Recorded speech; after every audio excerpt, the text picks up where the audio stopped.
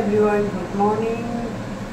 आजको मेरो बिहानको ब्लगमा चाहिँ पिजीमा नानीहरूलाई ब्रेकफास्टको लागि ब्रेड चप बनाउनुको लागि चाहिँ म तयारी भएको छु। यो ब्रेडलाई अनि यसरी काटेर है यहाँ बेसनलाई यस्तो प्रकारले रेडी गरेको छु। अनि यसमा अलिकति फुड कलर पनि लगाएको छु, त्यसमा नुन अलिकति लगाएको छु अनि मसला अलिकति लगाएको छु र यो चाहिँ टेस्टी हुन्छ है।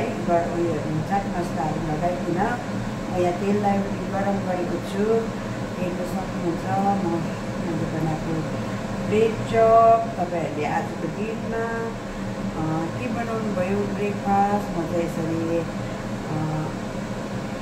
आलु चप बनाउँदैछु। आलु चप ब्रेड चप बनाउँदैछु।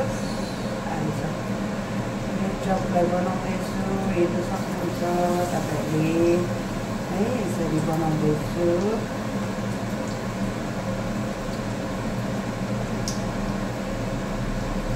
यो बनाउनु चाहिँ एकदम इजी छ है, सजिलो तरिका।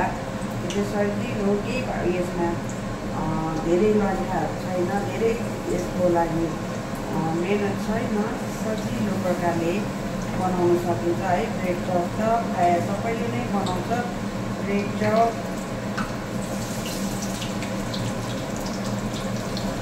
आज मैले नानीहरूलाई के बनाइदिउँ भयो अनि मैले यसो सोचेँ ब्रेड चप नखाएको निकै दिन भयो, 1 महिना 2 महिना जस्तो भइसक्यो होला ब्रेड चप नखाएको भनेर चाहिँ आज चाहिँ ब्रेड चप बनाइदिएँ।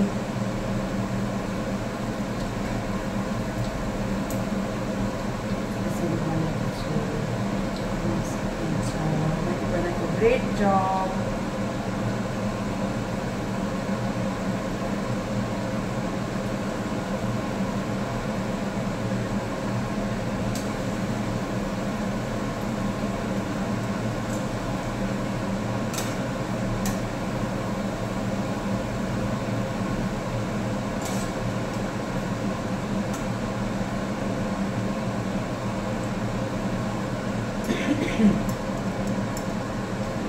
हुन्छ आजको मेरो बिहानको ब्रेकफास्टमा चाहिँ मैले यसरी बिहानको ब्रेकफास्टमा चाहिँ मैले नानीहरूको लागि ब्रेड चप बनाएको छु है। तपाईँहरूलाई कस्तो लाग्छ?